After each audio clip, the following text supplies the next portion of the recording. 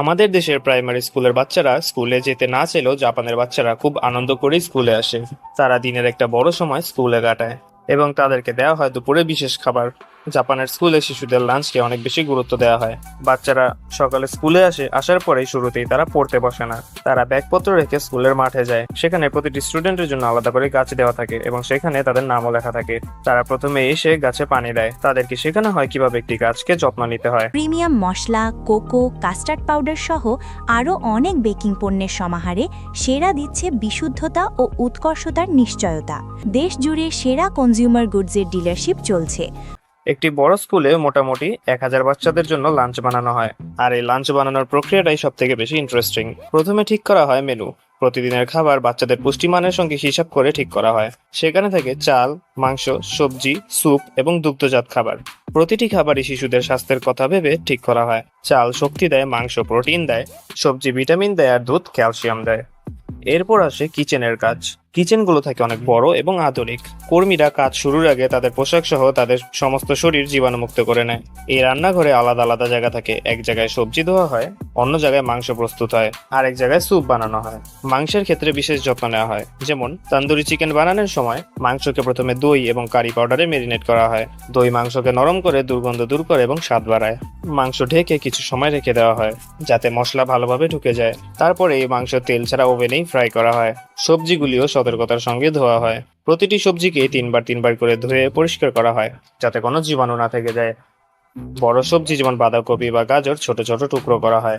ছোট সবজি আলাদা করে রাখা হয়। সবজিগুলো খারাপ পানিতে রাখা হয় যাতে সেই সবজিগুলো সবসময় তাজা থাকে এবং খাবারে কোনো জীবাণু যাতে না থাকে। স্যুপ এবং অন্যান্য পদও ধাপে ধাপে তৈরি করা হয়। স্যুপে তারা ব্যবহার করেন মাংসের সাথে মাশরুম যাতে স্যুপ সুস্বাদু হয়। বড় বড় কিচেনে একাধিক চুলা থাকে যেন তারা একই সঙ্গে হাজার হাজার খাবার তৈরি করতে পারে। রান্নার সময় প্রতিটি ডিশ নিয়মিত পরীক্ষা করা হয় যেন স্বাদ, পুষ্টি এবং মান ঠিক থাকে। খাবার তৈরি হয়ে গেলে তা পরিবেশনের জন্য সাজানো হয়। প্রতিটি শিশুর জন্য নির্দিষ্ট পরিমাণ খাবার রাখা হয়। খাবারের সাজানো এবং পরিমাণ ঠিক রাখতে আলাদা আলাদা টেবিল থাকে। একটি মাংসের জন্য, একটি সবজির জন্য এবং একটি স্যুপের জন্য। প্রতিটি পদই সাবধানে পরিমাপ করা হয়। পরিবেশনের সময় বড় শিক্ষার্থীরা ছোটদের পাশে থাকে। প্রথমে বড়রা ছোটদের কাছে খাবার পৌঁছে দেয়। লাঞ্চের আগে শিশুরা প্রার্থনা করে, চোখ বন্ধ করে হাত জোড় করে বলে, প্রিয় সৃষ্টিকর্তা, আজকের খাবারের জন্য ধন্যবাদ। এটি তাদের মধ্যে একটি কৃতজ্ঞতা তৈরি করে। তারা এখান থেকে শিখে খাবারের প্রতি সম্মান দেখানো, খাবার অপচয় না করা এবং ধীরে ধীরে খাওয়া।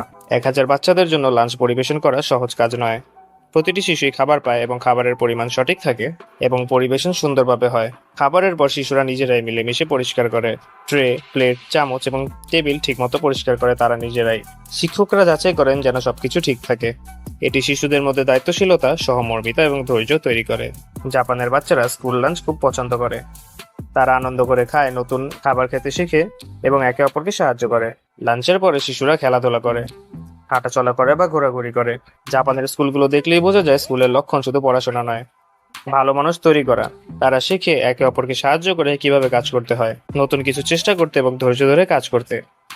এই শিক্ষা তাদেরকে ভবিষ্যতের জন্য একজন শক্ত ব্যক্তি হিসেবে তৈরি করে। জাপানের স্কুলে লাঞ্চ তৈরি করা, পরিবেশন করা এবং খাওয়া শিশুর শিক্ষার একটি অংশ। তারা খাওয়ার পাশাপাশি সামাজিক শিক্ষা, দায়িত্ববোধ, ধৈর্য এবং শিক্ষা অর্জন করে, যা আমাদের দেশের স্কুলগুলোতে কখনোই দেখা যায় না।